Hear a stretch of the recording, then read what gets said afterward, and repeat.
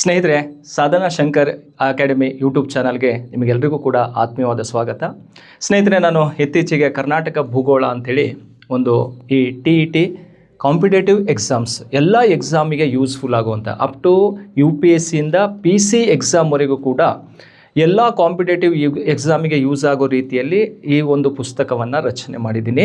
So ಇದರಲ್ಲಿ ಕರ್ನಾಟಕದ ಜಿಯೋಗ್ರಫಿಯ ಎಲ್ಲ ಸಿಲೆಬಸ್ಗಳು ಅಂದರೆ ಎಲ್ಲ ಚಾಪ್ಟರ್ಸ್ಗಳಾಗಿರ್ಬೋದು, ಇಂಟ್ರೊಡಕ್ಷನ್ ಆಗಿರ್ಬೋದು, ಕ್ಲೈಮೇಟು, ಸಾಯಿಲ್ ಸಿಸ್ಟಮ್ ಆಗಿರ್ಬೋದು, ಅಥವಾ ಸ್ವಾಭಾವಿಕ ಸಸ್ಯವರ್ಗ ಆಗಿರ್ಬೋದು, ಜನಸಂಖ್ಯೆ, ಎಲ್ಲ ವಿಷಯಗಳನ್ನು ಒಳಗೊಂಡಿದೆ. ಅದರ ಜೊತೆಗೆ ಎಲ್ಲ ಕ್ಲಾಸಸ್ಸು ಏನೇನು ಚಾಪ್ಟರ್ಸ್ಗಳಿದಾವೆ, ಎಸ್ ಸರ್, ಅಷ್ಟು ಇಂಪಾರ್ಟೆಂಟ್ ಆಗಿರುವಂತಹ ವಿಷಯಗಳನ್ನು ಅದರಲ್ಲಿ ಹೈಲೈಟ್ ಮಾಡಿದ್ದೀನಿ. ಅದಲ್ಲದೆ ಕರ್ನಾಟಕದಲ್ಲಿರುವಂತಹ 31 ಜಿಲ್ಲೆಗಳ ಮಾಹಿತಿನೂ ಕೂಡ ಆ ಒಂದು ಪುಸ್ತಕದಲ್ಲಿ ಇದೆ ಸರ್. ಏನು 30 ಇತ್ತೀಚೆಗೆ ಆಗಿರುವಂತಹ ಅಪ್ಡೇಟ್ಸ್ಗಳನ್ನು ಒಳಗೊಂಡಂತೆ ಇದೆ. ಅಷ್ಟೇ ಅಲ್ಲದೆ 1997ರಿಂದ ಇದುವರೆಗೂ 2025 ಲಾಸ್ಟ್ ಎಕ್ಸಾಮ್ವರೆಗೂ ಕೂಡ ಈ ಕರ್ನಾಟಕ ಜಿಯೋಗ್ರಫಿ ವಿಷಯದ ಮೇಲೆ ಕೇಳಿರುವಂತಹ ಎಲ್ಲ ಪ್ರಶ್ನೆಗಳನ್ನು ಕೂಡ ಒಳಗೊಂಡಿದೆ. ಪ್ರಶ್ನೋತ್ತರಗಳನ್ನು ಒಳಗೊಂಡಂತಹ ಒಂದು ಮಾಹಿತಿಯನ್ನು ಒಳಗೊಂಡಿರುವಂತಹ ಒಂದು ಪುಸ್ತಕವಾಗಿದೆ ಸರ್.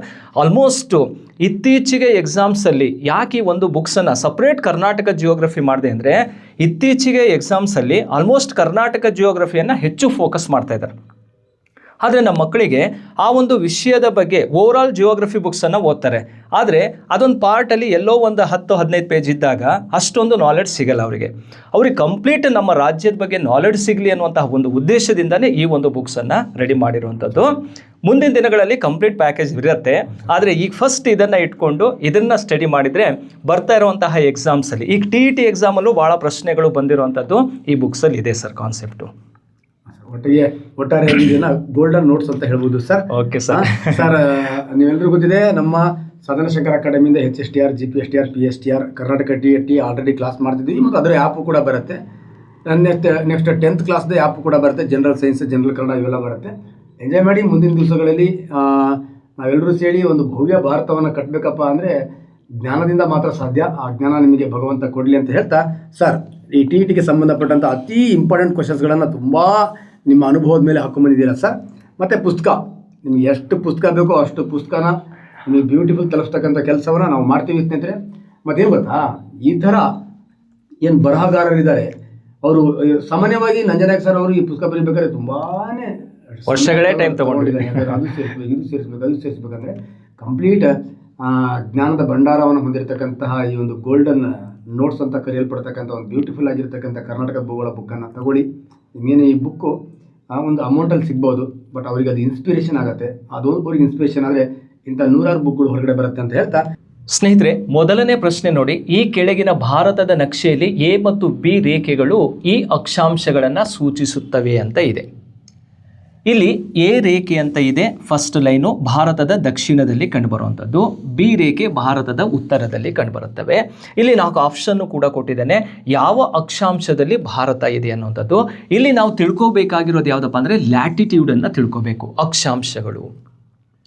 ಹಾಗಾದರೆ ಈ ಅಕ್ಷಾಂಶ ಮತ್ತು ರೇಖಾಂಶ ಅಂತೇಳಿ 2 ಕಾಲ್ಪನಿಕ ರೇಖೆಗಳನ್ನು ಭೂಮಿಯ ಮೇಲೆ ಎಳೆದಿದ್ದೀವಿ.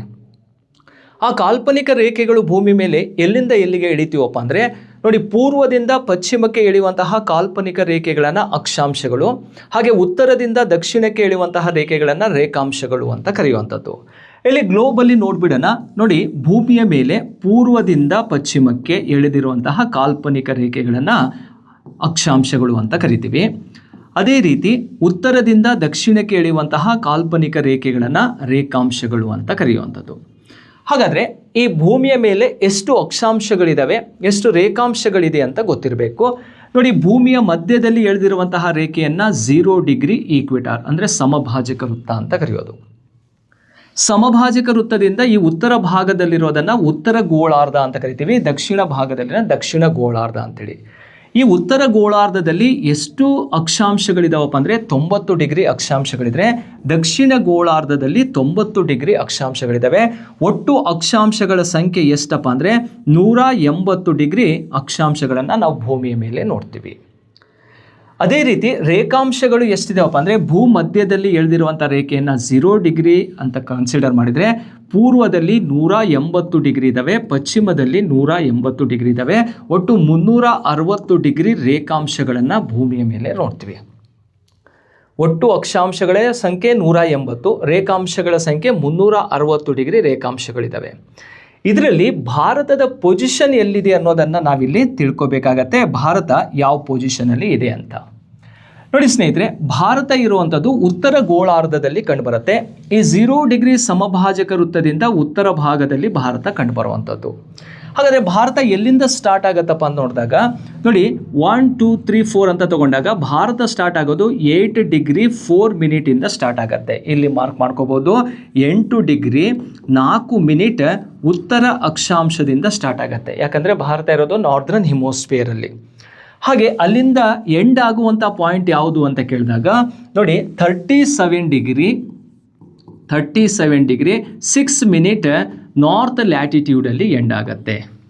37 ಡಿಗ್ರಿ 6 ಮಿನಿಟ್ ಉತ್ತರ ಅಕ್ಷಾಂಶದಲ್ಲಿ ಎಂಡ್ ಆಗುವಂಥದ್ದು ಇದು ಲಾಸ್ಟ್ ಪಾಯಿಂಟ್ ಆಗಿರುತ್ತೆ. ಇಲ್ಲಿ 90 ಡಿಗ್ರಿವರೆಗೆ ನಾರ್ದರ್ನ್ ಹಿಮೋಸ್ಫಿಯರ್ ಇದೆ. ಆದರೆ ಭಾರತ 8ರಿಂದ ಸ್ಟಾರ್ಟ್ ಆಗಿಬಿಟ್ಟು 37 ಡಿಗ್ರಿ 6 ಮಿನಿಟ್ ಉತ್ತರ ಅಕ್ಷಾಂಶದಲ್ಲಿ ಎಂಡ್ ಆಗೋದ್ರಿಂದ ಇದಕ್ಕೆ ಸರಿಯಾದಂಥ ಉತ್ತರ ಅಂತ ನೋಡಿದಾಗ 8 ಡಿಗ್ರಿ 4 ಮಿನಿಟ್ ನಾರ್ತ್ ಲ್ಯಾಟಿಟ್ಯೂಡಿಂದ ಸ್ಟಾರ್ಟ್ ಆಗಿ 37 ಡಿಗ್ರಿ 6 ಮಿನಿಟ್ ನಾರ್ತ್ ಲ್ಯಾಟಿಟ್ಯೂಡಲ್ಲಿ ಎಂಡ್ ಆಗುತ್ತೆ. ನೋಡಿ ಇಲ್ಲಿ ಸೌತ್ ಅಂತಲೂ ಕೂಡ ಕೊಟ್ಟಿರ್ತಾರೆ. ನಾವು ಭಾರತದ ದಕ್ಷಿಣ ಅಂತ ಇದನ್ನು ಕನ್ಸಿಡರ್ ಮಾಡ್ತೀವಿ. ಆದರೆ ಇದು ಭಾರತದ ದಕ್ಷಿಣ. ಗ್ಲೋಬಲ್ ಮಾತ್ರ ನಾವೆಲ್ಲಿದ್ದೀವಿ? ಉತ್ತರದಲ್ಲಿದ್ದೀವಿ. ಅದು ನಮ್ಮ ತಲೆಯಲ್ಲಿರಬೇಕು. ಸೊ ಎಕ್ಸಾಮ್ ಹಾಲಲ್ಲಿ ನಾವು ಇದನ್ನು ಸೌತು ಇದನ್ನು ನಾರ್ತ್ ಅಂತ ಕನ್ಸಿಡರ್ ಮಾಡೋಂಗಿಲ್ಲ. ಇಂಡಿಯಾ ವರ್ಲ್ಡ್ ಪೊಸಿಷನಲ್ಲಿ ಎಲ್ಲಿದೆ ಅನ್ನೋದರ ಆಧಾರದ ಮೇಲೆ ಅದರ ಅಕ್ಷಾಂಶ ಮತ್ತು ರೇಖಾಂಶಗಳನ್ನು ಗುರುತು ಮಾಡಬೇಕಾಗತ್ತೆ. ನೋಡಿ ಈ ರೀತಿ ಪ್ರಶ್ನೆ ಬಂದಾಗ ನಾವು ಇದನ್ನು ಕಾನ್ಸಂಟ್ರೇಟ್ ಮಾಡಬೇಕು. ಹಾಗಾದರೆ ಇದೇ ರೀತಿ ಪ್ರಶ್ನೆಗಳು ಕರ್ನಾಟಕದ ಮೇಲೂ ಕೂಡ ಕೇಳ್ಬೋದಲ್ಲ. ಕರ್ನಾಟಕಕ್ಕೆ ಸಂಬಂಧಪಟ್ಟಂತೆ ಸೇಮ್ ಕಾನ್ಸೆಪ್ಟು ರೈಸ್ ಮಾಡ್ಕೋಬೋದು ನಾವು.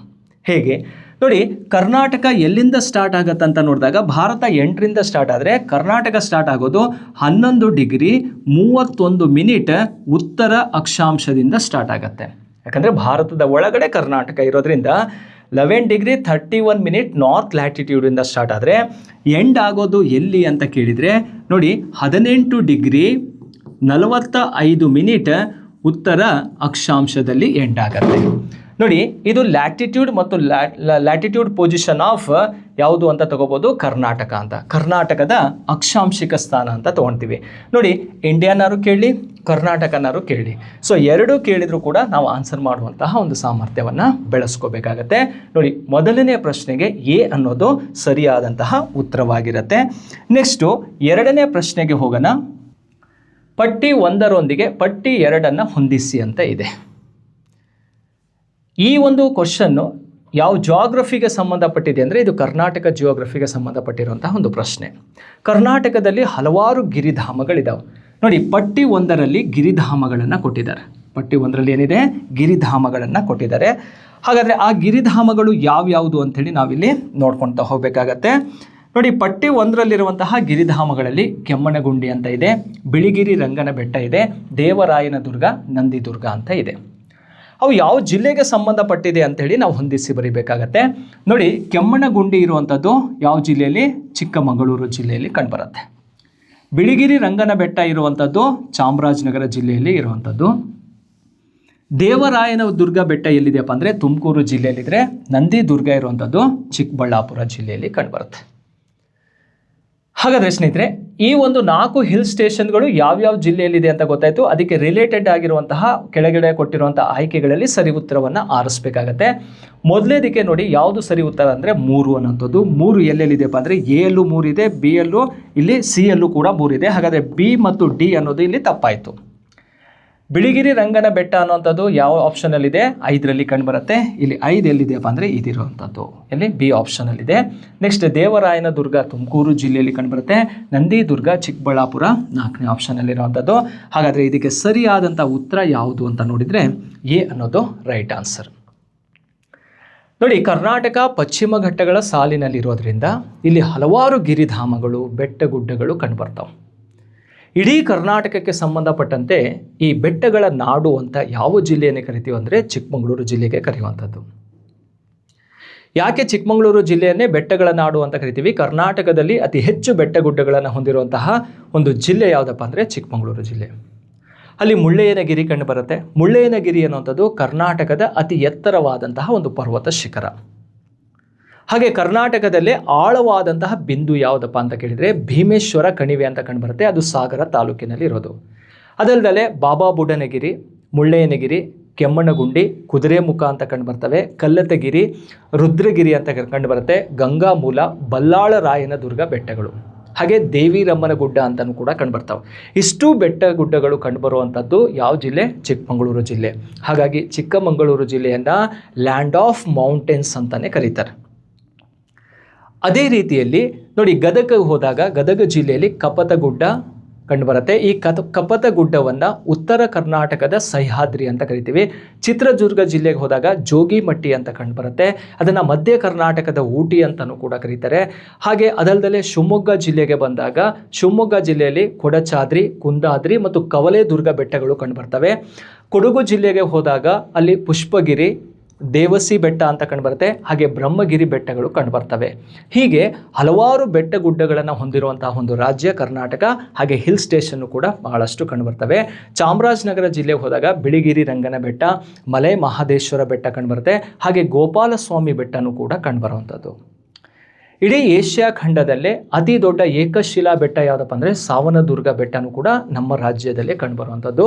ಸೊ ಇವೆಲ್ಲವೂ ಕೂಡ ಈ ಹಿಲ್ ಸ್ಟೇಷನ್ ರಿಲೇಟೆಡ್ ಆಗಿರುವಂತಹ ಒಂದು ಪ್ರಶ್ನೆ ಆಗುತ್ತೆ. ಈ ಕರ್ನಾಟಕ ಜಿಯೋಗ್ರಫಿ ಅಂತ ಓದಿದಾಗ ಎಲ್ಲ ಗಿರಿಧಾಮಗಳ ಒಂದು ಪಟ್ಟಿಯನ್ನು ಮಾಡಿಕೊಂಡು ಓದಿದರೆ ನಮಗೆ ಏನೇ ಪ್ರಶ್ನೆ ಕೊಟ್ಟರೂ ಕೂಡ ಈಸಿಯಾಗಿ ನಾವು ಆನ್ಸರ್ ಮಾಡ್ಬೋದು. ನೋಡಿ, ಸೆಕೆಂಡ್ ಕ್ವಶನಿಗೆ ಎ ಅನ್ನೋದು ಸರಿಯಾದಂತಹ ಉತ್ತರವಾಗಿರುತ್ತೆ. ನೆಕ್ಸ್ಟು ಮೂರನೇ ಪ್ರಶ್ನೆಗೆ ಹೋಗೋಣ. ಮೂರನೇ ಪ್ರಶ್ನೆ ಯಾವುದಕ್ಕೆ ಸಂಬಂಧಪಟ್ಟಿದೆ ಅಂತ ನೋಡೋದಾದರೆ ಸ್ನೇಹಿತರೆ, ನೋಡಿ, ಥರ್ಡ್ ಕ್ವಶನ್ ರಿಲೇಟೆಡ್ ಆಗಿರುವಂಥದ್ದು ಏಷ್ಯಾ ಮತ್ತು ಯುರೋಪ್ ಖಂಡಗಳ ನಡುವಿನ ಗಡಿ ಯಾವುದು ಅಂತ ಇದೆ. ಬಾರ್ಡ್ರನ್ನು ಕೇಳಿರುವಂಥದ್ದು. ಇಲ್ಲಿ ಆಪ್ಷನಲ್ಲಿ ಯುರೆಲ್ ಪರ್ವತ ಅಂತ ಇದೆ, ಹಾಗೆ ಕ್ಯಾಸ್ಪಿಯನ್ ಸಮುದ್ರ ಇದೆ, ಕಾಕಸಾಸ್ ಪರ್ವತ ಇದೆ, ಮೇಲಿನ ಎಲ್ಲವೂ ಸರಿ ಅಂತ ಇರುವಂಥದ್ದು.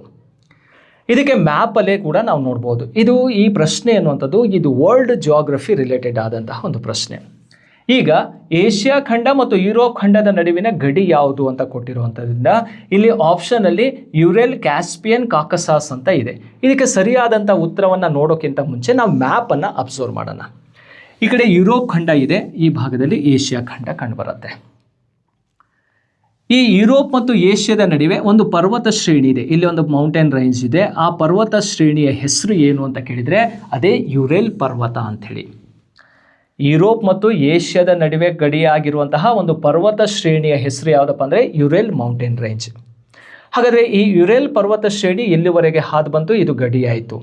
ಅದಾದ ನಂತರ ಮತ್ತೊಂದು ಇಲ್ಲಿ ಸಿ ಇದೆ, ಕ್ಯಾಸ್ಪಿಯನ್ ಸಮುದ್ರ ಅಂಥೇಳಿ ಇದಿದೆಯಲ್ಲ, ಕ್ಯಾಸ್ಪಿಯನ್ ಸೀನು ಕೂಡ ಏಷ್ಯಾ ಮತ್ತು ಯುರೋಪ್ನ ಗಡಿಯಾಗಿರುತ್ತೆ. ಇದು ಕೂಡ ಸರಿಯಾದಂತಹ ಉತ್ತರವಾಗಿರುತ್ತೆ. ನೆಕ್ಸ್ಟು ಕಾಕಸಾಸ್ ಪರ್ವತ ಅಂತ ಇದೆಯಲ್ಲ, ಇದೇ ಕಾಕಸಾಸ್ ಪರ್ವತ ಶ್ರೇಣಿ. ಈ ಕಾಕಸಾಸ್ ಪರ್ವತ ಶ್ರೇಣಿ ಅನ್ನುವಂಥದ್ದು ಯಾವುದರ ನಡುವಿನ ಗಡಿ ಅಂತ ಕೇಳಿದರೆ ಏಷ್ಯಾ ಮತ್ತು ಯುರೋಪ್ನ ಗಡಿನೂ ಕೂಡ ಆಗಿರುತ್ತೆ. ಸೊ ಹಾಗಾಗಿ ಈ ಮೂರು ಕೂಡ ಇಲ್ಲಿ ಸರಿಯಾಗಿರೋದ್ರಿಂದ ಡಿ ಆಪ್ಷನ್ ಅನ್ನೋದು ಇದಕ್ಕೆ ರೈಟ್ ಆಗಿರುತ್ತೆ. ಮೇಲಿನ ಎಲ್ಲವೂ ಕೂಡ ಸರಿಯಾಗಿರುವಂಥದ್ದು.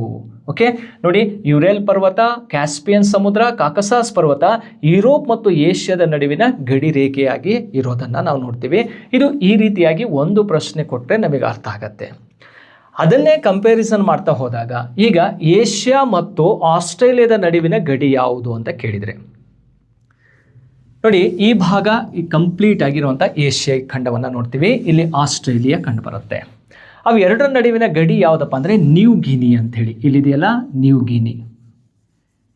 ಈ ನ್ಯೂ ಗಿನಿ ಅನ್ನುವಂಥದ್ದು ಏಷ್ಯಾ ಮತ್ತು ಆಸ್ಟ್ರೇಲಿಯಾದ ನಡುವಿನ ಗಡಿಯಾಗಿರುವಂತಹ ಒಂದು ಭೂಪ್ರದೇಶವಾಗಿರುತ್ತೆ. ಇದನ್ನು ನಾವಿಲ್ಲಿ ತಿಳ್ಕೊಂಡಿರಬೇಕು.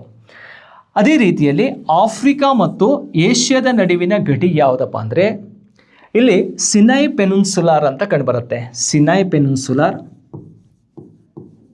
ಈ ಸಿನೈ ಪೆನಿನ್ಸುಲಾರ್ ಅನ್ನುವಂಥದ್ದು ಈ ಭಾಗವಾಗಿರುತ್ತೆ, ಈ ಭೂಭಾಗ. ಇದು ಆಫ್ರಿಕಾ ಮತ್ತು ಏಷ್ಯಾದ ನಡುವಿನ ಗಡಿಯಾಗಿರುತ್ತೆ. ಇಲ್ಲೊಂದು ಕಾಲುವೆ ಕಂಡುಬರುತ್ತೆ. ಆ ಕಾಲುವೆ ಹೆಸರೇನಪ್ಪ ಅಂದರೆ ಸುವೇಜ್ ಕಾಲುವೆ ಅಂತ. ಆ ಸುವೇಜ್ ಕಾಲುವೆ ಅನ್ನುವಂಥದ್ದು ಆಫ್ರಿಕಾ ಮತ್ತು ಏಷ್ಯಾದ ನಡುವಿನ ಗಡಿಯಾಗಿರುತ್ತೆ. ನೋಡಿ, ಏಷ್ಯಾ ಯಾವ್ಯಾವ ಖಂಡಗಳೊಂದಿಗೆ ಗಡಿ ಹಂಚ್ಕೊಂಡಿದೆಯೋ ಅದರ ಬಾರ್ಡರ್ ಯಾವುದು ಅಂತ ಗೊತ್ತಿರಬೇಕಾಯಿತು. ನಮಗೆ ಏಷ್ಯಾ ಮತ್ತು ಯುರೋಪ್ ಖಂಡದ ಗೊತ್ತಾಯಿತು, ಹಾಗೆ ಏಷ್ಯಾ ಮತ್ತು ಆಸ್ಟ್ರೇಲಿಯಾದ ಗಡಿ ಗೊತ್ತಾಯಿತು, ಹಾಗೆ ಏಷ್ಯಾ ಮತ್ತು ಆಫ್ರಿಕಾ ಖಂಡದ ನಡುವಿನ ಗಡಿನೂ ಕೂಡ ಗೊತ್ತಾಯಿತು.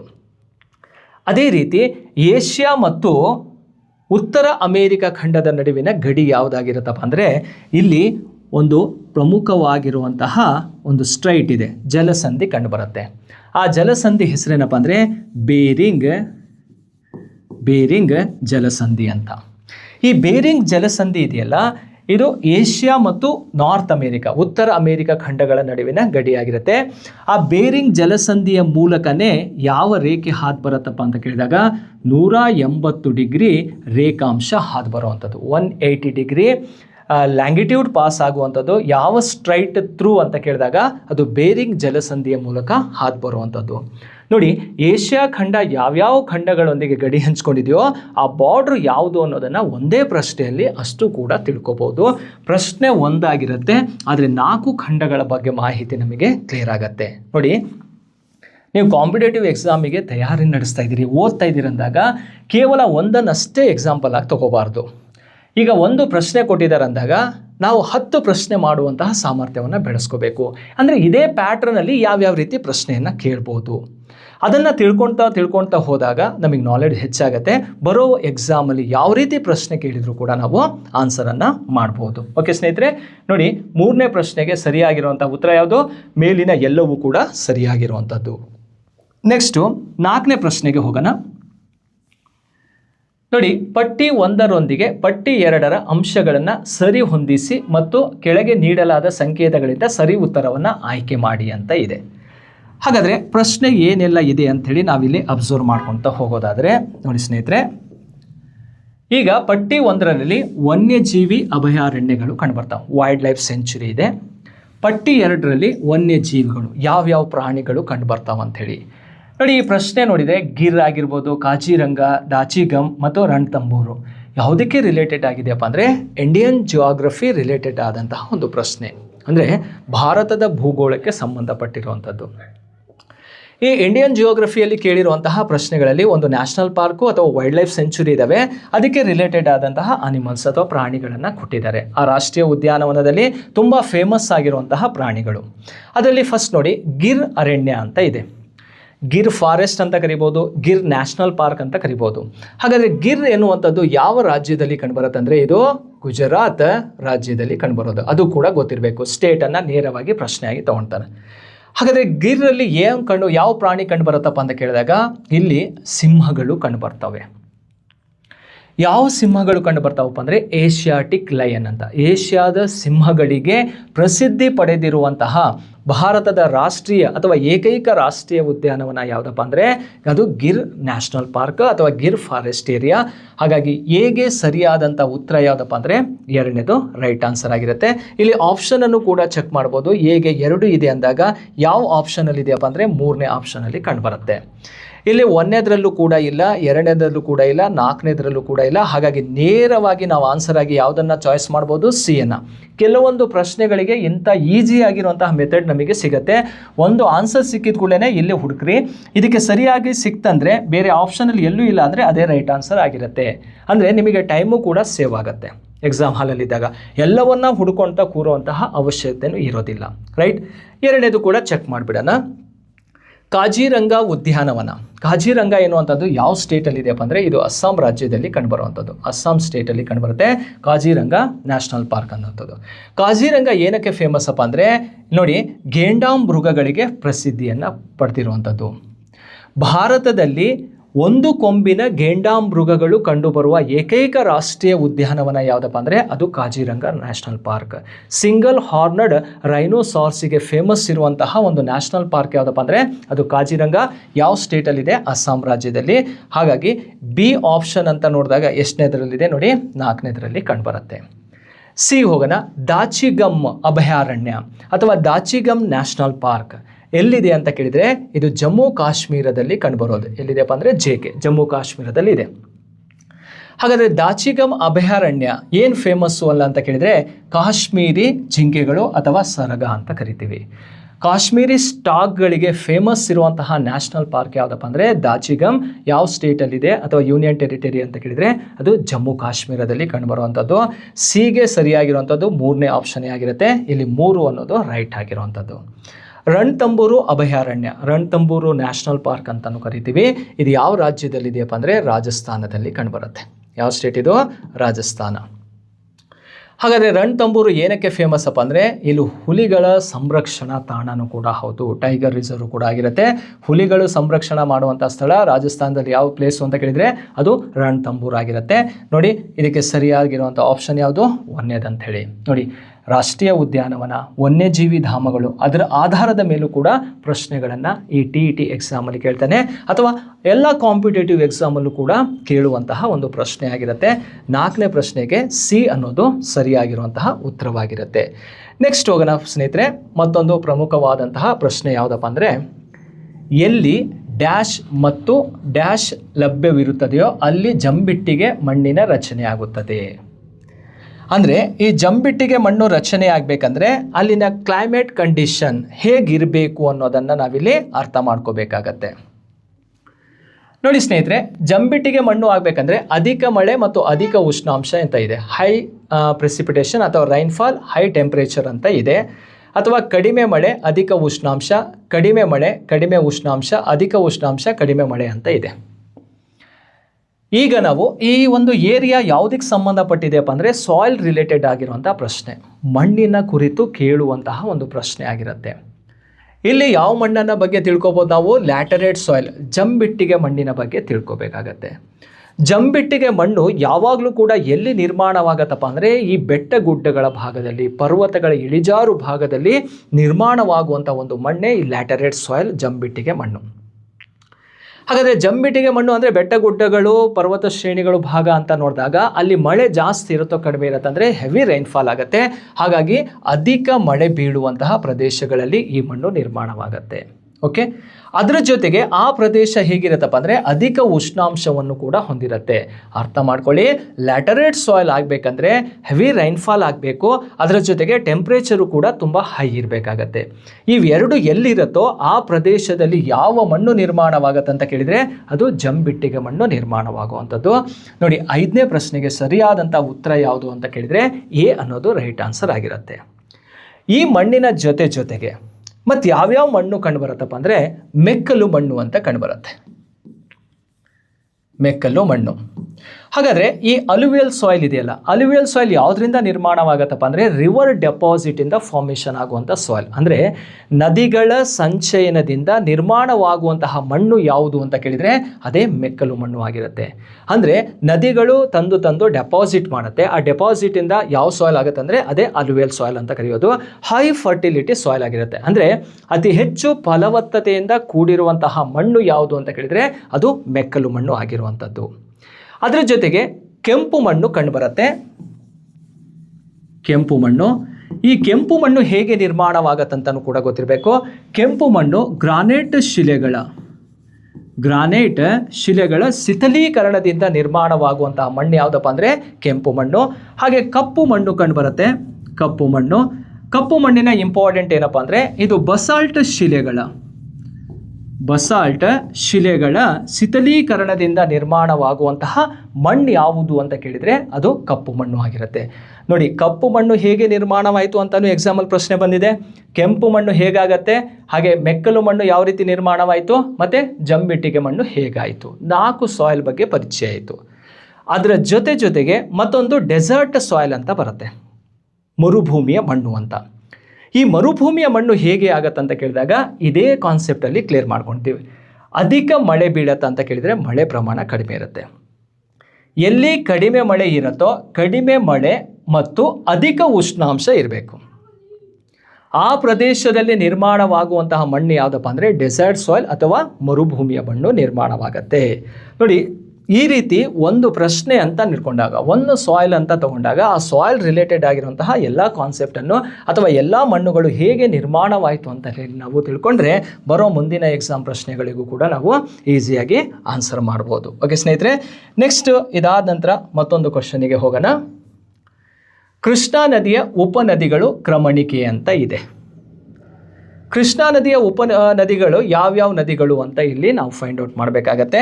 ಇದಕ್ಕೆ ಆನ್ಸರ್ ಆಗಿ ನೋಡೋದಾದರೆ ಯಾವ್ಯಾವ ನದಿಗಳು ಕೃಷ್ಣಾ ನದಿಯ ಪ್ರಮುಖ ಉಪನದಿಗಳಾಗಿದ್ದಾವೆ ನೋಡಿ. ಆಪ್ಷನಲ್ಲಿ ಭೀಮಾ, ಘಟಪ್ರಭಾ, ಗಂಗಾವಳಿ, ಭಾಗವತಿ ಅಂತ ಇದೆ. ಇದರಲ್ಲಿ ಭೀಮಾ ನದಿ ಅನ್ನುವಂಥದ್ದು ಕೃಷ್ಣಾ ನದಿಯ ಉಪನದಿ, ಘಟಪ್ರಭಾನು ಕೂಡ ಕೃಷ್ಣಾ ನದಿಯ ಉಪನದಿ, ಆದರೆ ಗಂಗಾವಳಿ ಅಲ್ಲ, ಭಾಗವತಿನೂ ಕೂಡ ಅಲ್ಲ. ನೆಕ್ಸ್ಟ್ ನೋಡಿ, ಭೀಮಾ ಕ್ಲೇರ್ ಇದೆ, ಕೊಯ್ನಾ ಕೃಷ್ಣಾ ನದಿಯ ಉಪನದಿ, ಮಲಪ್ರಭಾನು ಕೂಡ ಕೃಷ್ಣಾ ನದಿಯ ಉಪನದಿ, ಛಾಯಾ ಅನ್ನುವಂಥದ್ದು ಕೃಷ್ಣಾ ನದಿಯ ಉಪನದಿ ಅಲ್ಲ.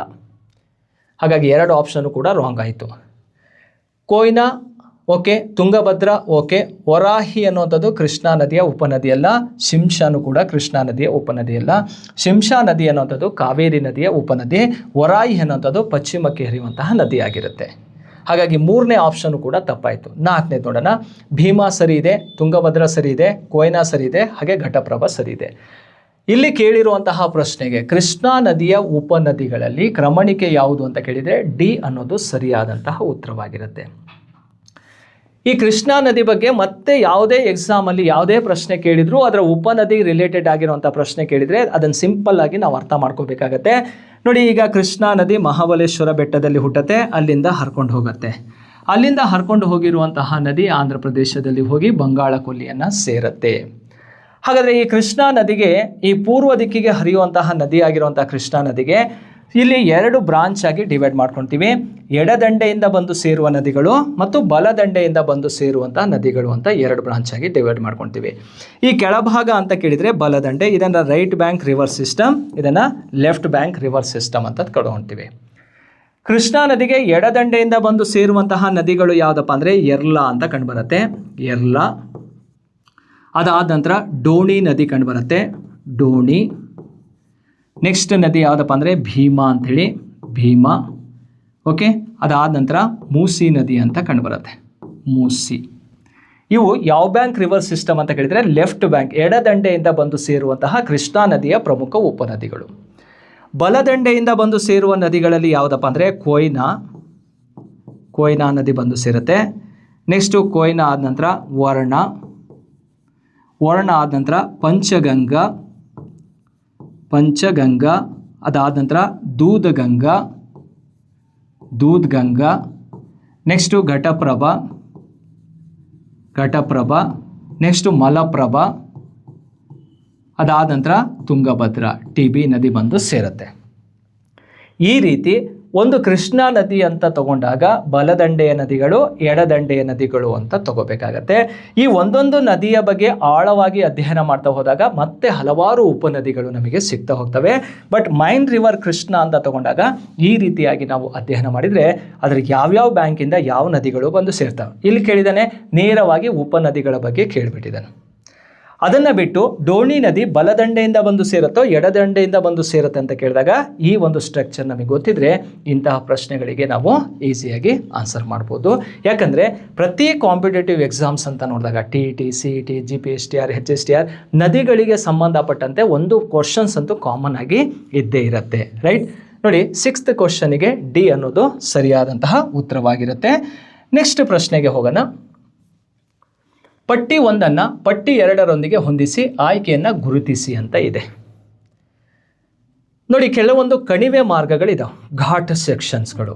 ಕರ್ನಾಟಕದಲ್ಲಿರುವಂತಹ ಪ್ರಮುಖ ಕಣಿವೆ ಮಾರ್ಗಗಳು ಯಾವ್ಯಾವುದು, ಆ ಕಣಿವೆ ಮಾರ್ಗಗಳು ಇಂಪಾರ್ಟೆಂಟ್, ಎಲ್ಲಿಂದ ಇಲ್ಲಿಗೆ ಕನೆಕ್ಟ್ ಮಾಡೋದು ಅನ್ನೋದನ್ನು ಇಲ್ಲಿ ನಾವು ತಿಳ್ಕೊಬೇಕಾಗತ್ತೆ. ಸೊ ಕೊಟ್ಟಿರುವಂತಹ ಪ್ರಶ್ನೆಗೆ ಸರಿಯಾದಂತಹ ಉತ್ತರವನ್ನು ನಾವು ಆಯ್ಕೆ ಮಾಡೋದಾದರೆ ನೋಡಿ, ಆಗೊಂಬೆ ಘಾಟ್ ಅಂತ ಇದೆ. ಆಗೊಂಬೆ ಘಾಟ್ ಎಲ್ಲಿಂದ ಎಲ್ಲಿಗೆ ಕನೆಕ್ಟ್ ಮಾಡುತ್ತಪ್ಪ ಅಂದರೆ ಶಿವಮೊಗ್ಗದಿಂದ ಉಡುಪಿಗೆ ಕನೆಕ್ಟ್ ಮಾಡುವಂತಹ ಒಂದು ಕಣಿವೆ ಮಾರ್ಗವೇ ಆಗೊಂಬೆ ಘಾಟ್. ಇದು ಕರ್ನಾಟಕದ ಅತಿ ದೊಡ್ಡದಾದಂತಹ ಕಣಿವೆ ಮಾರ್ಗ ಅಂತಲೇ ಕರಿತೀವಿ ಯಾವುದನ್ನು, ಆಗೊಂಬೆ ಘಾಟನ್ನು. ಹಾಗೆ ಚಾರ್ಮುಡಿ ಘಾಟ್ ಅಂತ ಇದೆ. ಚಾರ್ಮುಡಿ ಘಾಟ್ ಎಲ್ಲಿಂದ ಎಲ್ಲಿಗೆ ಕನೆಕ್ಟ್ ಮಾಡುತ್ತಪ್ಪ ಅಂದರೆ ಇದು ಮಂಗಳೂರು ಚಿಕ್ಕಮಗಳೂರಿಗೆ ಕನೆಕ್ಟ್ ಮಾಡುವಂಥದ್ದು, ಅಥವಾ ಚಿಕ್ಕಮಗಳೂರಿಂದ ಮಂಗಳೂರಿಗೆ ಸಂಪರ್ಕ ಕಲ್ಪಿಸುವಂಥ ಘಾಟ್ ಯಾವುದಪ್ಪ ಅಂದರೆ ಅದು ಚಾರ್ಮುಡಿ ಘಾಟ್. ಹಾಗೆ ಹುಲಿಕಲ್ ಘಾಟ್ ಅಂತ ಇದೆಯಲ್ಲ, ಈ ಹುಲಿಕಲ್ ಘಾಟ್ ಎಲ್ಲಿಂದ ಎಲ್ಲಿಗೆ ಕನೆಕ್ಟ್ ಮಾಡ್ತಪ್ಪ ಅಂದರೆ ಶಿವಮೊಗ್ಗದಿಂದ ಕುಂದಾಪುರಕ್ಕೆ ಕನೆಕ್ಟ್ ಮಾಡುವಂಥದ್ದು. ಸಿರಾಡಿ ಘಾಟ್ ಇದೆಯಲ್ಲ, ಇದು ಎಲ್ಲಿಂದ ಎಲ್ಲಿಗಪ್ಪ ಅಂದರೆ ಸಕಲೇಶ್ಪುರದಿಂದ ಮಂಗಳೂರಿಗೆ, ಅಥವಾ ಹಾಸನ ಸಕಲೇಶ್ಪುರ ಮಂಗಳೂರಿಗೆ ಸಂಪರ್ಕ ಕಲ್ಪಿಸುವಂತಹ ಒಂದು ಕಣಿವೆ ಮಾರ್ಗವಾಗಿರುತ್ತೆ ಅಥವಾ ಘಾಟ್ ಸೆಕ್ಷನ್ ಆಗಿರುತ್ತೆ. ಇವು 4 ಕರ್ನಾಟಕ ಜಿಯೋಗ್ರಫಿಯಲ್ಲಿ ತುಂಬ ಇಂಪಾರ್ಟೆಂಟ್ ಆಗಿರುವಂತಹ ಕಣಿವೆ ಮಾರ್ಗಗಳಾಗಿರ್ತವೆ. ಇವು 4 ತಿಳ್ಕೊಂಡ್ರೆ ಸಿಂಗಲ್ ಆಗು ಕೂಡ ಎಕ್ಸಾಮಲ್ಲಿ ಪ್ರಶ್ನೆ ಕೇಳಿದ್ದಾನೆ, ಅಥವಾ ಈ ರೀತಿ ಹೊಂದಿಸಿ ಬರೆಯೋದ್ರು. 4 ತಿಳ್ಕೊಂಡ್ರು ಎನ್ಫ್, ನಮಗೆ ಅಷ್ಟು ಕಾನ್ಸೆಪ್ಟ್ಗಳು ಕೂಡ ಕ್ಲಿಯರ್ ಆಗ್ತವೆ. ಬಟ್ ಇದಕ್ಕೆ ಸರಿಯಾದಂಥ ಉತ್ತರವನ್ನು ನೋಡೋದಾದರೆ ನೋಡಿ, ಫಸ್ಟ್ ಒನ್ ಎಲ್ಲಿದೆಪ್ಪ ಅಂದರೆ 4th ಒನ್ನಲ್ಲಿದೆ. 4th ಒನ್ ಎಲ್ಲಿದೆಪ್ಪ ಅಂದರೆ ಡಿ ಯಲ್ಲೂ ಇದೆ, ಸಿ ಯಲ್ಲೂ ಇದೆ, ಎ ಯಲ್ಲೂ ಕೂಡ ಇದೆ. ಸೆಕೆಂಡ್ ಒನ್ ನೋಡಿ ಚಾರ್ಮುಡಿ ಘಾಟ್ ಮಂಗಳೂರು ಅಂತ ಇದೆ, ಥರ್ಡ್ ಒನ್ನಲ್ಲಿದೆ. ಥರ್ಡ್ ಒನ್ನಲ್ಲಿರುವಂಥದ್ದು ಎ ಆಪ್ಷನಲ್ಲಿ, ಮತ್ತೆಲ್ಲೂ ಕೂಡ ಥರ್ಡ್ ಇಲ್ಲ. ಹಾಗಾಗಿ ಇದಕ್ಕೆ ಸರಿಯಾದಂಥ ಉತ್ತರ ಅನ್ನೋದು ಯಾವುದಪ್ಪ ಅಂದರೆ ಎ ಅನ್ನೋದು ರೈಟ್ ಆನ್ಸರ್ ಆಗಿರುತ್ತೆ. ಇವು ಕರ್ನಾಟಕದ ಕಣಿವೆ ಮಾರ್ಗಗಳ ಬಗ್ಗೆ ನಮಗೆ ಗೊತ್ತಿರಬೇಕಾದಂತಹ ಮಾಹಿತಿ. 7th ಕ್ವಶನಿಗೆ A is right answer. Next ಪ್ರಶ್ನೆಗೆ ಹೋಗೋಣ. ನೋಡಿ, ಭಾರತದ ನಕ್ಷೆಯಲ್ಲಿ ಕೊಟ್ಟಿರುವಂತಹ ಸ್ಥಳಗಳನ್ನು ಸರಿಯಾಗಿ ಹೊಂದಿಸಿರುವುದು ಆಯ್ಕೆಯನ್ನು ಗುರುತಿಸಿ. ಇಲ್ಲಿ ಮ್ಯಾಪನ್ನು ಕೊಟ್ಬಿಟ್ಟಿದ್ದಾರೆ. ಮ್ಯಾಪನ್ನು ಕೊಟ್ಬಿಟ್ಟು ಇಲ್ಲಿ ABCD ಅಂತ 4 ಪಾಯಿಂಟನ್ನು ಗುರುತು ಮಾಡಿದ್ದಾರೆ ಮ್ಯಾಪಲ್ಲಿ. ಇದು ಭಾರತದ ಮಧ್ಯದಲ್ಲಿ ಹಾದು ಹೋಗ್ತಾ ಇರುವಂತಹ ಯಾವುದಪ್ಪ ಅಂತ ಕೇಳಿದರೆ ಒಂದು ಅಕ್ಷಾಂಶವಾಗಿರುತ್ತೆ. ಆ ಅಕ್ಷಾಂಶವನ್ನು ಏನಂತ ಕರಿತೀವಪ್ಪ ಅಂದರೆ 23.5 ಡಿಗ್ರಿ ಕರ್ಕಾಟಕ ಸಂಕ್ರಾಂತಿ ವೃತ್ತ ಅಂತ ಕರೆಯುವಂಥದ್ದು. ಓಕೆ, ಇದೇ 23.5 ಡಿಗ್ರಿ ಕರ್ಕಾಟಕ ಸಂಕ್ರಾಂತಿ ವೃತ್ತ ಭಾರತದ ಮಧ್ಯಭಾಗದಲ್ಲಿ ಹಾದು ಹೋಗ್ತಾ ಇದೆ. ಸೊ ಅದರ ಆಧಾರದ ಮೇಲೆ ನಾವು 4 ಪ್ಲೇಸ್ಗಳನ್ನು ಇಲ್ಲಿ ಪಾಯಿಂಟ್ ಔಟ್ ಮಾಡಿದ್ದಾರೆ. ಆ 4 ಪ್ಲೇಸ್ ಯಾವುದು? A, B, C ಮತ್ತು D ಅಂತ ಕೊಟ್ಟಿದ್ದಾರೆ. ಕ್ರಮವಾಗಿ ತೋರಿಸ್ಬೇಕು. A ಅನ್ನುವಂಥದ್ದು ಇದು ಮ್ಯಾಪಲ್ಲಿ ಅಬ್ಸರ್ವ್ ಮಾಡಿದಾಗ ಕರ್ನಾಟಕದಲ್ಲಿರುವಂತಹ ಒಂದು ಪ್ರಮುಖ ಸ್ಥಳವಾಗಿರುತ್ತೆ. ಇಲ್ಲಿ ಆಪ್ಷನಲ್ಲಿ ಕರ್ನಾಟಕದ ಪ್ರಮುಖ ಸ್ಥಳ ಯಾವುದು ಅಂತ ನೋಡಿದಾಗ ಎ ಆಪ್ಷನಲ್ಲಿ ಬರಬೇಕಲ್ಲ, ಹಟ್ಟಿ ಅಂತ ಇದೆ. ಹಟ್ಟಿ ಚಿನ್ನದ ಗಣಿ ಪ್ರದೇಶ ಡಿ ಅಲ್ಲಿ ಇದೆ. ಮತ್ತು ಸಿ ಯಲ್ಲೂ ಇದೆ, ಏನು ಹಟ್ಟಿ ಚಿನ್ನದ ಗಣಿ ಪ್ರದೇಶ ಅಂತ ಇದೆ ಫಸ್ಟಲ್ಲಿ. ಮತ್ತೆಲ್ಲರೂ ಇದೆ ಅಂದರೆ ಮತ್ತೆಲ್ಲೂ ಕೂಡ ಇಲ್ಲ. ಹಾಗಾಗಿ ಎ ಅನ್ನೋದು ಇಲ್ಲಿ ತಪ್ಪಾಗಿದೆ, ಅದರ ಜೊತೆಗೆ ಬಿನೂ ಕೂಡ ತಪ್ಪಾಗಿದೆ. ಸಿ ಮತ್ತು ಡಿ ಯಲ್ಲಿ ಯಾವ ಆನ್ಸರ್ ಸರಿ ಇದೆ ಅಂತ ನೋಡಬೇಕಾಗತ್ತೆ. ನೆಕ್ಸ್ಟು ಬಿ ಯಲ್ಲಿ ಬರಬೇಕಾಗಿರೋದು ಯಾವುದಪ್ಪ ಅಂದರೆ ಕಾಂಡ್ಲಾ ಅಂತ. ಇದು ಕಾಂಡ್ಲಾ ಬಂದರು, ಗುಜರಾತ್ ರಾಜ್ಯದಲ್ಲಿರುವಂತಹ ಒಂದು ಪ್ರಮುಖ ಬಂದರು ಯಾವುದಪ್ಪ ಅಂದರೆ ಕಾಂಡ್ಲಾ ಬಂದರು. ಹಾಗಾಗಿ ಬಿ ಆಪ್ಷನಲ್ಲಿ ಕಾಂಡ್ಲಾ ಇದೆ, ಸರಿ ಇದೆ. ಮತ್ತು ಇಲ್ಲೂ ಕೂಡ ಕಾಂಡ್ಲಾ ಇದೆ. ಅಂದರೆ ಸಿ ಮತ್ತು ಡಿ ಎರಡೂ ಕೂಡ ಸಮವಾಗಿ ಹೋಗ್ತಾ ಇದ್ದಾವಂತ. ನೆಕ್ಸ್ಟ್ 3ನೇದಕ್ಕೆ ಹೋಗೋಣ. ಸಿ ಅನ್ನೋವಂಥದ್ದು ಏನಿದೆಯಲ್ಲ, ಈ ಸಿ ಅನ್ನೋವಂಥದ್ದು ಯಾವುದನ್ನು ಇಂಡಿಕೇಟ್ ಮಾಡುತ್ತಪ್ಪ ಅಂದರೆ ಇದು ಜೇಮ್ಸೆಟ್ಪುರವಾಗಿರುತ್ತೆ. ಇಲ್ಲಿ ಜಾರ್ಖಂಡ್ ಜೇಮ್ಸೆಟ್ಪುರ ಅನ್ನೋವಂಥದ್ದು ಎಲ್ಲಿದೆ? ಸಿ ಆಪ್ಷನಲ್ಲಿ ಕಂಡುಬರುವಂಥದ್ದು. ಹಾಗಾದರೆ ಡಿ ಯಾವುದಪ್ಪ ಅಂದರೆ ನರೋರಾ ಅಂತ, ಉತ್ತರ ಪ್ರದೇಶದಲ್ಲಿ ಕಂಡುಬರುವಂತಹ ನರೋರಾ. ಈ ನರೋರಾ ಏನಕ್ಕೆ ಫೇಮಸ್ ಅಪ್ಪ ಅಂದರೆ ಇಲ್ಲಿ ನ್ಯೂಕ್ಲಿಯರ್ ಪವರ್ ಪ್ಲಾಂಟ್ ಕಂಡುಬರುತ್ತೆ. ಅಣು ವಿದ್ಯುತ್ ಸ್ಥಾವರ ಅಥವಾ ಪರಮಾಣು ವಿದ್ಯುತ್ ಸ್ಥಾವರ ಕಂಡುಬರೋದು ಉತ್ತರ ಪ್ರದೇಶದ ನರೋರಾದಲ್ಲಿ ಕಂಡುಬರುತ್ತೆ. ಕಾಂಡ್ಲಾ ಏನಪ್ಪ ಅಂದರೆ ನೋಡಿ, ಇದು ಪ್ರಮುಖವಾದಂತಹ, ಅದು ಗುಜರಾತ್ ರಾಜ್ಯದಲ್ಲಿರುವಂತಹ ಅಂತಾರಾಷ್ಟ್ರೀಯ ಬಂದರುಗಳಲ್ಲಿ ಒಂದಾಗಿರುವಂಥದ್ದು ಕಾಂಡ್ಲಾ ಬಂದರು. ಇದು ಸ್ವಾತಂತ್ರ್ಯ ಪಡೆದ ನಂತರ ಭಾರತ ಈ ಬಂದರನ್ನು ಅಭಿವೃದ್ಧಿಪಡಿಸಿರುವಂಥದ್ದು. ಹಾಗೆ ಹಟ್ಟಿ ಚಿನ್ನದ ಗಣಿ ಅನ್ನುವಂಥದ್ದು ಕರ್ನಾಟಕದಲ್ಲಿ ಕಂಡುಬರುತ್ತೆ. ಆದರೆ ಭಾರತದಲ್ಲಿ ಅತಿ ಹೆಚ್ಚು ಚಿನ್ನವನ್ನು ಉತ್ಪಾದನೆ ಮಾಡುವಂಥದ್ದು ಯಾವ ಸ್ಥಳದಲ್ಲಿ ಅಂತ ಕೇಳಿದರೆ ಹಟ್ಟಿ ಚಿನ್ನದ ಗಣಿ ಪ್ರದೇಶದಲ್ಲಿ, ಇದು ರಾಯಚೂರು ಜಿಲ್ಲೆಯಲ್ಲಿ ಇರುವಂಥದ್ದು. ನೋಡಿ, ಈ ರೀತಿ ಪ್ರಮುಖವಾಗಿರುವಂಥ 4 ಪ್ಲೇಸನ್ನು ಇಟ್ಕೊಂಡು ಮ್ಯಾಪಲ್ಲಿ ABCD ಅಂತ ಕೊಟ್ಟಿರ್ತಾನೆ. ನಾವು ಅದನ್ನು ಕರೆಕ್ಟಾಗಿ ಫೈಂಡ್ ಔಟ್ ಮಾಡಿ ಆನ್ಸರನ್ನು ಮಾಡಬೇಕಾಗತ್ತೆ. 8ನೇ ಪ್ರಶ್ನೆಗೆ ಸರಿಯಾದಂಥ ಉತ್ತರ ಯಾವುದಪ್ಪ ಅಂದರೆ ಡಿ ಅನ್ನೋದು ರೈಟ್ ಆನ್ಸರ್ ಆಗಿರುತ್ತೆ. ಓಕೆ, ನೆಕ್ಸ್ಟ್ ಕ್ವಶನಿಗೆ ಹೋಗೋಣ. ನೋಡಿ, ಸೂರ್ಯನ ಸ್ಪಷ್ಟ ಚಲನೆಯು ಸಮಭಾಜಕ ಮೇಲೆ ವರ್ಷಕ್ಕೆ 2 ಬಾರಿ ಬೀಳುತ್ತದೆ. ಅಂದರೆ ಸಮಭಾಜಕ ವೃತ್ತದ ಮೇಲೆ ಸೂರ್ಯನ ನೇರ ಕಿರಣಗಳು ವರ್ಷದಲ್ಲಿ 2 ಬಾರಿ ಬೀಳುತ್ತೆ ಅಂತ. ಆ ದಿನ ಯಾವುದು ಅಂತೇಳಿ ಇಲ್ಲಿ ಆಪ್ಷನಲ್ಲಿ ಕೊಟ್ಟಿದ್ದಾರೆ. ನೋಡಿ, ಡಿಸೆಂಬರ್ 22 ಮತ್ತು ಮಾರ್ಚ್ 21, ಮಾರ್ಚ್ 21 ಮತ್ತು ಸೆಪ್ಟೆಂಬರ್ 23, ಜೂನ್ 21 ಮತ್ತು ಡಿಸೆಂಬರ್ 22, ಸೆಪ್ಟೆಂಬರ್ 23 ಮತ್ತು ಡಿಸೆಂಬರ್ 22 ಅಂತ ಇದೆ. ಇದಕ್ಕೆ ಸರಿಯಾದಂತಹ ಉತ್ತರವನ್ನು ಆಯ್ಕೆ ಮಾಡುವಂಥ ಸಂದರ್ಭದಲ್ಲಿ ನಾವು ಅಬ್ಸರ್ವ್ ಮಾಡಬೇಕಾಗಿರುವಂತಹ ಕಾನ್ಸೆಪ್ಟ್ ಏನಪ್ಪ ಇಲ್ಲಿ ನೋಡಿ, ಸೂರ್ಯನ ನೇರ ಕಿರಣಗಳು ಭೂಮಿಯ ಮೇಲೆ ಯಾವ್ಯಾವ ದಿನ ಎಲ್ಲೆಲ್ಲಿ ಬೀಳತ್ತಂತ ಗೊತ್ತಿರಬೇಕಾಗತ್ತೆ. ಇಲ್ಲಿ 3 ರೇಖೆಗಳು ತುಂಬ ಇಂಪಾರ್ಟೆಂಟ್ ಆಗಿರ್ತವೆ. ಇದು ಸಮಭಾಜಕ ವೃತ್ತ, ಇದು ಕರ್ಕಾಟಕ ಸಂಕ್ರಾಂತಿ ವೃತ್ತ, ಇದು ಮಕರ ಸಂಕ್ರಾಂತಿ ವೃತ್ತ. ಓಕೆ, ನೋಡಿ, ಸಮಭಾಜಕ ವೃತ್ತ ಭಾಗಕ್ಕೆ ಬಂದಾಗ ನೋಡಿ, ಇದು 0 ಡಿಗ್ರಿ ಈಕ್ವಿಟರ್, 0 ಡಿಗ್ರಿ ಈಕ್ವಿಟರ್ ಸಮಭಾಜಕ ವೃತ್ತ. ಇದು 23.5 ಡಿಗ್ರಿ ಟ್ರಾಪಿಕ್ ಆಫ್ ಕ್ಯಾನ್ಸರ್ ಅಂದರೆ ಕರ್ಕಾಟಕ ಸಂಕ್ರಾಂತಿ ವೃತ್ತ. ಇದು 23.5 ಡಿಗ್ರಿ ಟ್ರಾಪಿಕ್ ಆಫ್ ಕ್ಯಾಪ್ರಿಕಾನ್ ಅಂದರೆ ಮಕರ ಸಂಕ್ರಾಂತಿ ವೃತ್ತ. ಕರ್ಕಾಟಕ ಸಂಕ್ರಾಂತಿ ವೃತ್ತ, ಮಕರ ಸಂಕ್ರಾಂತಿ ವೃತ್ತ, ಸಮಭಾಜಕ ವೃತ್ತ. ಈ ರೇಖೆ ಮೇಲೆ ಸೂರ್ಯನ ನೇರ ಕಿರಣಗಳು ಬೀಳ್ತಾವೆ. ಯಾವ್ಯಾವ ದಿನ ಬೀಳುತ್ತೆ ಅನ್ನೋದು ಗೊತ್ತಿರಬೇಕು. ನೋಡಿ, ಮಾರ್ಚ್ 21ರಂದು ಸೂರ್ಯನ ನೇರ ಕಿರಣಗಳು ಎಲ್ಲಿ ಬೀಳ್ತಾವಪ್ಪ ಅಂದರೆ ಸಮಭಾಜಕ ವೃತ್ತದ ಮೇಲೆ ಬೀಳ್ತಾವೆ. ಆ ಮಾರ್ಚ್ 21ರಂದು ಸೂರ್ಯನ ನೇರ ಕಿರಣಗಳು ಸಮಭಾಜಕ ವೃತ್ತದ ಮೇಲೆ ಬಿದ್ದ ನಂತರ ಅವು ಉತ್ತರ ಗೋಳಾರ್ಧದ ಕಡೆ ಮೂವ್ ಆಗ್ತವೆ.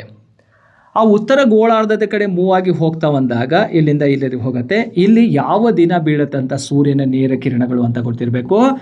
ಜೂನ್ 21ಕ್ಕೆ ಸೂರ್ಯನ ನೇರ ಕಿರಣಗಳು ಕರ್ಕಾಟಕ ಸಂಕ್ರಾಂತಿ ವೃತ್ತದ ಮೇಲೆ ಬೀಳುತ್ತೆ.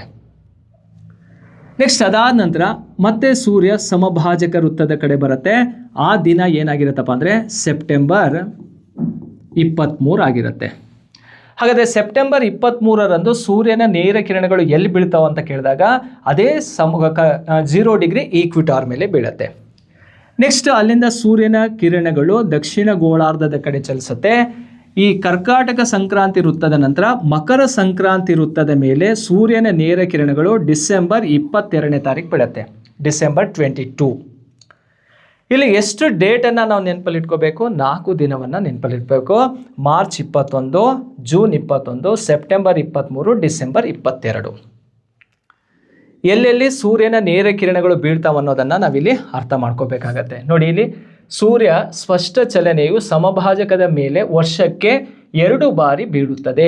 ಆ ದಿನ ಯಾವುದು? ಇಲ್ಲಿ ಕ್ಲಿಯರ್ ಇದೆಯಾ?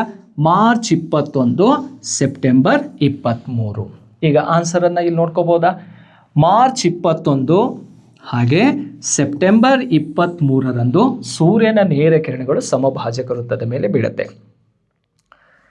ಈ ದಿನದಲ್ಲಿ ಭೂಮಿಯ ಮೇಲೆ ಏನು ಕಂಡೀಷನ್ ಇರುತ್ತೆ ಅಂತ ಕೇಳಿದಾಗ ಇಡೀ ಗ್ಲೋಬಲ್ಲಿ ಹಗಲು ಮತ್ತು ರಾತ್ರಿ ಸಮವಾಗಿರುತ್ತೆ. ಡೇ ಆ್ಯಂಡ್ ನೈಟ್ ಏನಾಗಿರುತ್ತೆ? ಸಮವಾಗಿರುತ್ತೆ. ಆ ಹಗಲು ಮತ್ತು ರಾತ್ರಿ ಸಮ ಇರುವಂತಹ ದಿನವನ್ನೇ ಈಕ್ವಿನಾಕ್ಸ್ ಡೇ ಅಂತ ಕರಿತೀವಿ. ವಿಷುವತ್ ಸಂಕ್ರಾಂತಿಯ ದಿನ. ಯಾವ ದಿನ? ಈಕ್ವಿನಾಕ್ಸ್ ಡೇ ಅಂತ. 12 ಅವರ್ ಡೇ 12 ಅವರ್ ನೈಟ್ ಇರುತ್ತಲ್ಲ, ಆ ದಿನವನ್ನೇ ಈಕ್ವಿನಾಕ್ಸ್ ಡೇ ಅಂತ ಕರೆಯೋದು. ವಿಷುವತ್ ಸಂಕ್ರಾಂತಿಯ ದಿನ ಅಂತ ಕರಿತೀವಿ. ಹಾಗಾದರೆ ಭೂಮಿಯ ಮೇಲೆ ಸಮಹಗಲು ಸಮರಾತ್ರಿ ಇರುವಂತಹ ದಿನ ಯಾವುದಂತ ಕೇಳಿದ್ರು ಅದೇ ದಿನ ಆನ್ಸರ್ ಮಾಡಬೇಕು. ಮಾರ್ಚ್ 21 ಮತ್ತು ಸೆಪ್ಟೆಂಬರ್ 23. ಹಾಗಾದರೆ ಉತ್ತರ ಗೋಳಾರ್ಧದಲ್ಲಿ ದೀರ್ಘ ಹಗಲು ಇರುವಂತಹ ದಿನ ಯಾವುದಪ್ಪ ಅಂದರೆ ಜೂನ್ 21. ಅಥವಾ ಭಾರತದ ಮಧ್ಯಭಾಗದಲ್ಲಿ ಈ ರೇಖೆ ಹಾದು ಹೋಗೋದ್ರಿಂದ ಭಾರತದಲ್ಲಿ ದೀರ್ಘ ಹಗಲು ಇರುವಂತಹ ದಿನ ಯಾವುದಪ್ಪ ಅಂದರೆ ಜೂನ್ 21. ಉತ್ತರ ಗೋಳಾರ್ಧನಾಗಿರಲಿ ಅಥವಾ ಭಾರತ ಅಂತ ಕೇಳಿದ್ರು ಜೂನ್ 21 ನೆನಪಲ್ಲಿ ಇಟ್ಕೋಬೇಕು. ಹಾಗಾದರೆ ದಕ್ಷಿಣ ಗೋಳಾರ್ಧದಲ್ಲಿ ದೀರ್ಘ ಹಗಲು ಇರುವಂಥ ದಿನ ಯಾವುದಪ್ಪ ಅಂದರೆ ಲಾಂಗ್ ಡೇ ಇರುವಂಥದ್ದು ಡಿಸೆಂಬರ್ 22ನೇ ತಾರೀಕು. ಅಂದರೆ ಸನ್ ಪೊಸಿಷನ್ ಎಲ್ಲೆಲ್ಲಿ ಇರುತ್ತೋ ಅಲ್ಲಿ ಲಾಂಗ್ ಡೇ ಕಂಡೀಷನನ್ನು ನಾವು ನೋಡ್ತಾ ಹೋಗ್ತೀವಿ. ಕ್ಲಿಯರಾ? ನೋಡಿ, 9ನೇ ಪ್ರಶ್ನೆಗೆ ಬಿ ಅನ್ನೋದು ಸರಿಯಾದಂಥ ಉತ್ತರ. ಇದು ಫಿಸಿಕಲ್ ಜಿಯೋಗ್ರಫಿ ರಿಲೇಟೆಡ್ ಆಗಿರುವಂತಹ ಒಂದು ಪ್ರಶ್ನೆ ಆಗಿರುತ್ತೆ. ನೋಡಿ, ವರ್ಲ್ಡ್ ಜಿಯೋಗ್ರಫಿ ಹೇಗಿರ್ತವೆ?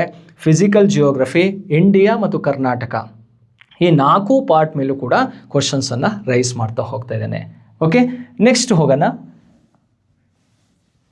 ನೋಡಿ, ಕೆಳಗಿನವುಗಳಲ್ಲಿ ತಪ್ಪಾದ ಜೋಡಿಯನ್ನು ಆರಿಸಿ ಅಂತ ಇದೆ. ಕೊಟ್ಟಿರುವಂತಹ ಸ್ಟೇಟ್ಮೆಂಟಲ್ಲಿ ಯಾವುದು ರಾಂಗ್ ಇದೆ ಅಂತೇಳಿ ನಾವು ನೋಡಬೇಕಾಗತ್ತೆ.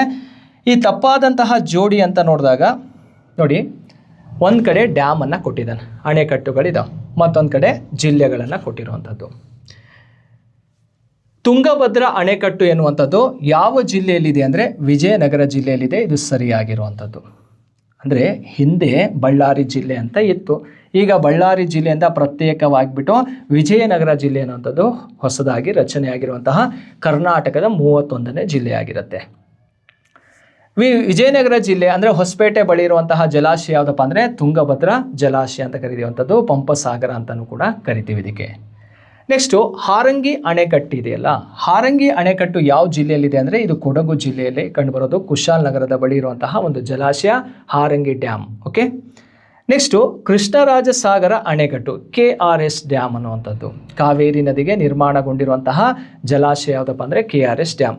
KRS ಜಲಾಶಯ ಅನ್ನೋಂಥದ್ದು ಮೈಸೂರು ಜಿಲ್ಲೆಯಲ್ಲಿದೆ ಅಂತ ಕೇಳಿದರೆ ಮೈಸೂರು ಜಿಲ್ಲೆಯಲ್ಲಿಲ್ಲ. ಅದಿರುವಂಥದ್ದು ಯಾವ ಜಿಲ್ಲೆಯಲ್ಲಿ ಅಂತ ಕೇಳಿದರೆ ಮಂಡ್ಯ ಜಿಲ್ಲೆಯಲ್ಲಿ ಕಂಡುಬರುವಂಥದ್ದು. ಯಾವ ಡಿಸ್ಟಿಕಲ್ಲಿದೆ ಇದು? ಮಂಡ್ಯ ಜಿಲ್ಲೆಯಲ್ಲಿ ಕಂಡುಬರುತ್ತೆ. ಹಾಗಾಗಿ ಇದು ಸಿ ಅನ್ನೋದು ರಾಂಗ್ ಆನ್ಸರ್ ಆಗಿದೆ. ಕಾರಂಜ ಅಣೆಕಟ್ಟು ಅನ್ನೋಂಥದ್ದು ಬೀದರ್ ಜಿಲ್ಲೆಯಲ್ಲಿ ಕಂಡುಬರುತ್ತೆ, ಅಂದರೆ ಇದು ಬೀದರ್ ಜಿಲ್ಲೆಯಲ್ಲೇ ಕಂಡುಬರುವಂಥದ್ದು.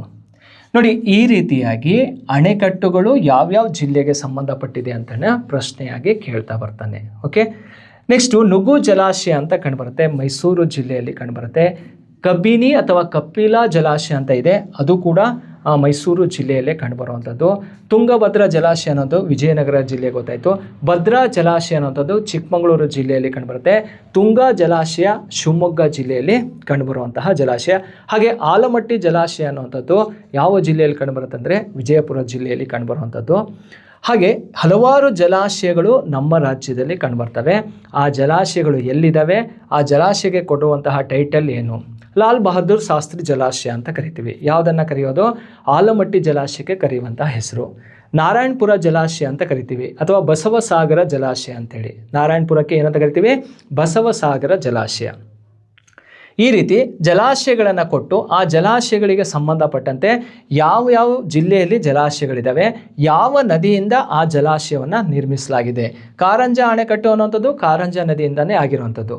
ಈ ಕಾರಂಜ ನದಿ ಇದೆಯಲ್ಲ, ಇದು ಮಾಂಜ್ರಾ ನದಿಯ ಉಪನದಿ. ಹಾಗಾದರೆ ಮಾಂಜ್ರಾ ಯಾವ ನದಿ ಉಪನದಿ ಅಂತ ಕೇಳಿದರೆ ಅದು ಗೋದಾವರಿ ನದಿಯ ಉಪನದಿಯಾಗಿರುತ್ತೆ. ಈ ಕಾರಂಜ ಅಥವಾ ಮಾಂಜ್ರಾ ಅಥವಾ ಗೋದಾವರಿ ನದಿಯ ಜಲಾನಯನ ಪ್ರದೇಶಗಳು ಕರ್ನಾಟಕದಲ್ಲಿ ಕೇವಲ ಬೀದರ್ ಜಿಲ್ಲೆಗೆ ಮಾತ್ರ ಸಂಬಂಧಪಟ್ಟಂತಹ ಒಂದು ಏರಿಯಾವಾಗಿರುತ್ತೆ, ಗೋದಾವರಿ ನದಿಗೆ ಸಂಬಂಧಪಟ್ಟಂತೆ. ಹಾಗೆ ಕಾವೇರಿ ನದಿಗೆ ಹಲವಾರು ಜಲಾಶಯಗಳನ್ನು ಕೂಡ ಕಟ್ಟಿರುವಂಥದ್ದು ನೋಡ್ತೀವಿ. ಗೋರೂರು ಜಲಾಶಯ ಅಂತ ಇದೆ ಹೇಮಾವತಿ ನದಿಗೆ, ಹಾಸನ ಜಿಲ್ಲೆ ಅರಕಲಗೂಡು ತಾಲೂಕಿನಲ್ಲಿ ಕಂಡುಬರುತ್ತೆ. ಎಗಚಿ ಜಲಾಶಯ ಅಂತ ಇದೆ, ಇದು ಬೇಲೂರು ಬಳಿ ಕಂಡುಬರುವಂತಹ ಒಂದು ಜಲಾಶಯವಾಗಿರ್ತವೆ. ಹೀಗೆ ಹಲವಾರು ಜಲಾಶಯಗಳನ್ನು ನಮ್ಮ ರಾಜ್ಯದಲ್ಲಿ ನೋಡ್ತಾ ಹೋಗ್ತೀವಿ. ಸ್ನೇಹಿತರೆ ನೋಡಿ, ಇವು ಪ್ರಮುಖವಾದಂತಹ 4 ಕಾನ್ಸೆಪ್ಟ್ ರಿಲೇಟೆಡ್ ಆದಂತಹ ಒಂದು ಪ್ರಶ್ನೆಗಳು ಹೇಗಿರ್ತವೆ, ಅದನ್ನು ಯಾವ ರೀತಿ ಅನಾಲಿಸಿಸ್ ಮಾಡ್ಬೋದು, ಓದುವಂತಹ ವಿಧಾನ ಯಾವ ರೀತಿ ಓದಬೇಕು ಅನ್ನುವಂತಹ ಮಾಹಿತಿಯನ್ನು ನಾವಿಲ್ಲಿ ತಿಳ್ಕೊಂಡಾಗಾಯಿತು. ನೋಡಿ, 10ನೇ ಪ್ರಶ್ನೆಗೆ ಸರಿಯಾದಂಥ ಉತ್ತರ ಯಾವುದಪ್ಪ ಅಂದರೆ ಸಿ ಅನ್ನೋದು ರೈಟ್ ಆನ್ಸರ್ ಆಗಿರುತ್ತೆ. ಓಕೆ ಸ್ನೇಹಿತರೆ, ಈಗ ಇದಕ್ಕೆ ಸಂಬಂಧಪಟ್ಟಂತೆ ನಾವು ಇಷ್ಟು ಕಾನ್ಸೆಪ್ಟನ್ನು ಅರ್ಥ ಮಾಡ್ಕೊಂಡಿದ್ದೀವಿ. ನೋಡಿ, TET ಎಕ್ಸಾಮ್ ಬರ್ತಾ ಇದೆ. ಈ ಒಂದು ವಿಡಿಯೋನ ನೀವು ವಾಚ್ ಮಾಡಿ. ಇದು ನಿಮಗೆ ಬರ್ತಾ ಇರುವಂತಹ TET ಎಕ್ಸಾಮಿಗೆ 100% ಯೂಸ್ಫುಲ್ ಆಗುವಂತಹ ಒಂದು ವಿಡಿಯೋ ಆಗಿರುತ್ತೆ. ಸೊ ಇಂತಹ ಪ್ರಶ್ನೆಗಳನ್ನು ಇಟ್ಕೊಂಡು ನೀವು ಪ್ರಶ್ನೆ ಮಾಡುವಂಥ ಸಾಮರ್ಥ್ಯವನ್ನು ಬೆಳೆಸ್ಕೊಳ್ಳಿ. ಆದಷ್ಟು ಗೌರ್ಮೆಂಟ್ ಬುಕ್ಸನ್ನು ಓದ್ತಾ ಹೋಗಿ, ಅದಕ್ಕೆ ರಿಲೇಟೆಡ್ ಆದಂತಹ ಈ ಪ್ರಶ್ನೆಗಳಾಗಿದ್ದಾವೆ. ಮತ್ತು ಓಲ್ಡ್ TETಯಲ್ಲಿ ಬಂದಿರುವಂತಹ ಒಂದು ಪ್ರಶ್ನೆಗಳು ಕೂಡ ಇದರಲ್ಲಿ ಕಂಡುಬರ್ತವೆ. ಇದನ್ನು ನೋಡ್ಕೊಳ್ತಾ ಆ ಒಂದು ಪಾರ್ಟನ್ನು ಫಿನಿಶ್ ಮಾಡ್ಕೊಳ್ಳಿ. ನೀವು ಬರುವಂಥ ಎಕ್ಸಾಮಲ್ಲಿ 100% ಸಕ್ಸಸ್ ಆಗ್ತೀರಿ. ಹೆಚ್ಚಿನ ಅಂಕವನ್ನು ಪಡ್ಕೊಳ್ಳಿ. ಹಾಗೆ ಮುಂದೆ ಬರ್ತಾ ಇರುವಂತಹ HSTR ಆಗಿರ್ಬೋದು, GPSTR ಆಗಿರ್ಬೋದು, PSTR ಎಕ್ಸಾಮಲ್ಲಿ ಸೆಲೆಕ್ಷನ್ ಆಗ್ರಿ ಅಂತ ಹೇಳ್ತಾ ನನ್ನ ಈ ಒಂದು ಕಾನ್ಸೆಪ್ಟನ್ನು ಮುಗಿಸ್ತೀನಿ. Thank you.